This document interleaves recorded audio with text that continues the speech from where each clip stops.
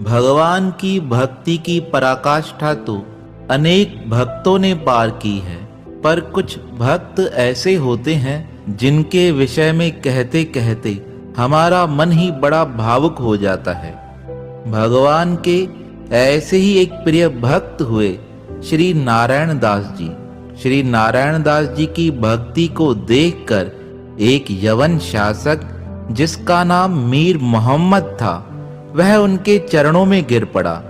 पहले तो वह उनकी परीक्षा लेना चाहता था, पर जब उसने श्री नारायण दास जी की भक्ति का प्रताप देखा तो वह उसके प्रताप के समक्ष नतमस्तक हो गया। भक्त नारायण दास जी का नियम था, वह परमात्मा के समक्ष नृत्य करके परमात्मा को मनाते थे।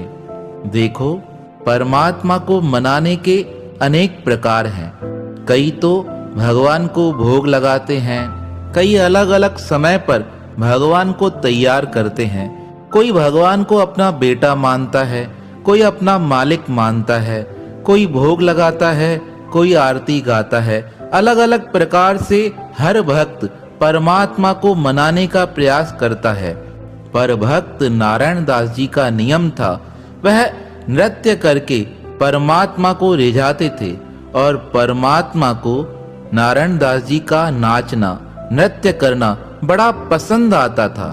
और जब भक्त नारायण दास नृत्य करते थे, कहते हैं वह नाच करते करते अपने शरीर की सुध बुध भूल जाते थे और ऐसा नृत्य करते थे, सारी सभा में उपस्थित लोग सिर्फ उनको ही देखते रहते थे।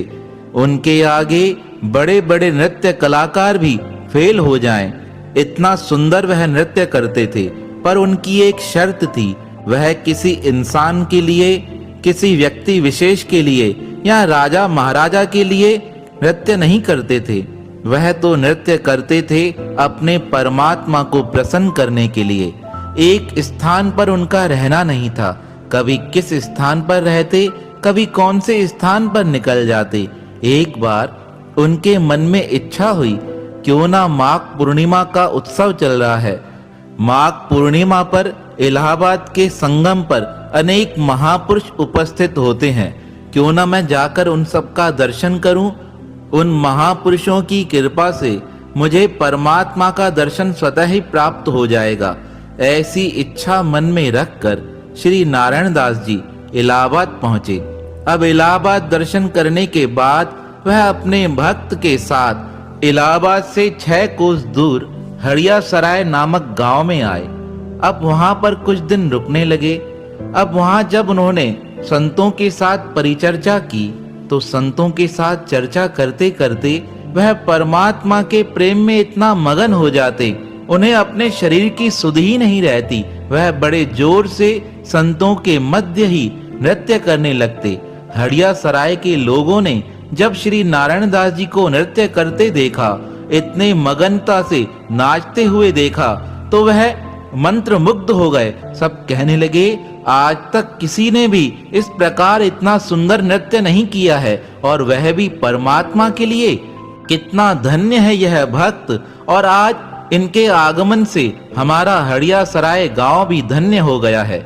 श्री नारायण दास जी की नृत्य की बातें हड़िया सराय में घूमती घूमती वहां के बादशाह मीर मोहम्मद तक पहुंच गई। वह यवन बादशाह था। वह तो चाहता था कि मैं किसी भी प्रकार महापुरुषों का अपमान करूं। अगर इस प्रकार एक नाचने वाला मेरे स्थान पर आ भक्ति का प्रचार करके जाएगा तो सब जगह भक्ति का प्रताप फैल जाएगा। उसने एक युक्ति निकाली। उसने अपने एक दूत को श्री नारायण दास जी के पास भेजा। दूत ने आकर श्री नारायण दास जी से कहा, हमारे यवन बादशाह मीर मोहम्मद आपका नृत्य देखना चाहते हैं, उन्होंने आपको राजमहल में बुलाया है। दूत की बात सुनकर भक्त नारायण दास जी मुस्कुराते हुए कहने लगे, यह नारायण दास नारायण का दास है, श्री हरि का दास है। वह किसी व्यक्ति विशेष का दास नहीं है जो उसके राजमहल में आकर अपना नृत्य प्रस्तुत करे। मैं परमात्मा के लिए नाचता हूँ और मेरा नृत्य सिर्फ परमात्मा के लिए है। इस प्रकार श्री नारायण दास जी ने दूत को जवाब देकर वापस भेज दिया। जब मीर मोहम्मद को यह बात पता चली श्री नारायण दास ने मेरा प्रस्ताव ठुकरा दिया है। उसे क्रोध तो बड़ा आया, पर वह क्या कर सकता था। उसने एक अन्य युक्ति निकाली। उसने अपने स्थान पर रहने वाले कुछ हिंदू मित्रों को बुलाया। मित्रों को बुलाकर कहने लगा, आप श्री नारायण दास जी के पास जाइए और उनसे कहिए, हमारा बादशाह संतों का बड़ा सेवक है। वह संतों को बुलाकर उनसे ज्ञान चर्चा करता है। हो सकता है ऐसा मानकर श्री नारायण दास जी मेरे स्थान पर आ जाएं। मीर मोहम्मद के कुछ हिंदू मित्र और उसके हिंदू मंत्री श्री नारायण दास जी के पास आकर कहने लगे, हमारा जो बादशाह है मीर मोहम्मद, वह संतों का बड़ा सेवक है। वह सभा में बुलाकर आपका सम्मान करना चाहता है। आप सभा में उपस्थित होइए और श्री कृष्ण के कुछ भजन प्रस्तुत कीजिए। श्री नारायण दास जी ने कहा, अरे वह यवन बादशाह है, वह किस प्रकार संतों का सम्मान करेगा, और अगर मैं वहां भजन प्रस्तुत करूंगा तो वह किस प्रकार सुन पाएगा। तब वह मंत्री कहने लगे, यह सारा इंतजाम हम कर देंगे, आप कल प्रातःकाल सभा में आइएगा। भक्त नारायण दास जी ने हामी भर दी। दूसरे दिन प्रातःकाल सभा एकत्रित हुई। मीर मोहम्मद अपने सिंहासन पर विराजमान था। भक्त नारायण दास जी सभा में उपस्थित हुए।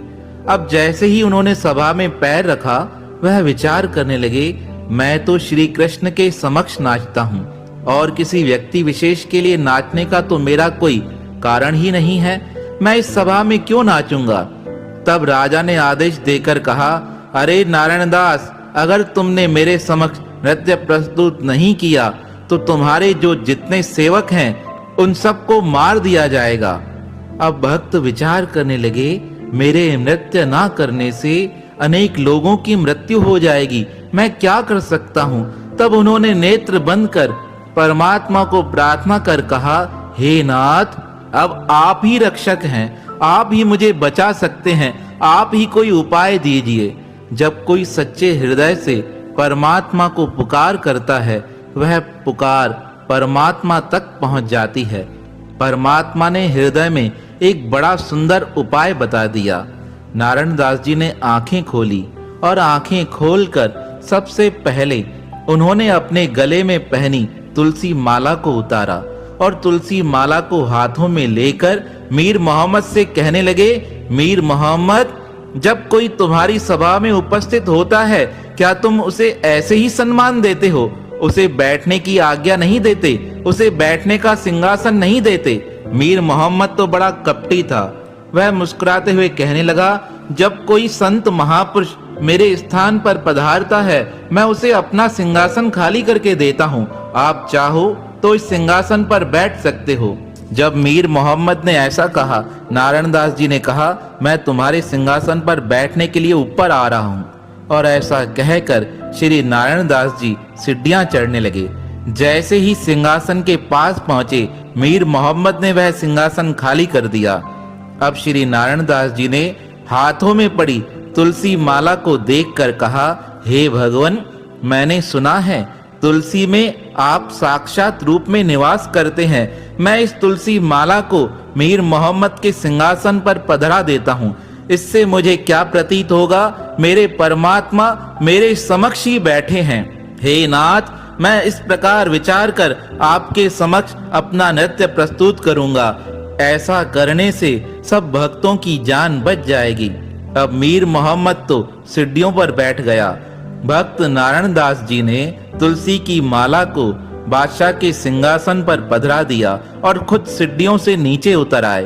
अब भगवान का ध्यान करते करते इस प्रकार चिंतन करने लगे कि तुलसी माला में श्री कृष्ण साक्षात विराजमान है।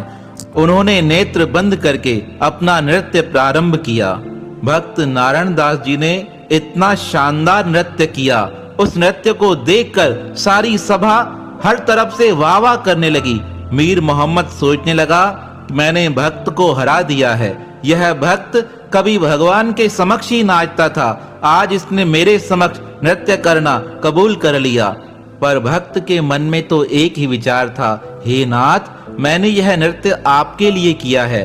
झूमते झूमते भक्त नारायण दास जी तुलसी माला के समक्ष पहुंच गए और वहां जैसे ही उन्होंने देखा, उन्हें साक्षात Now invest in IPO easily on your phone.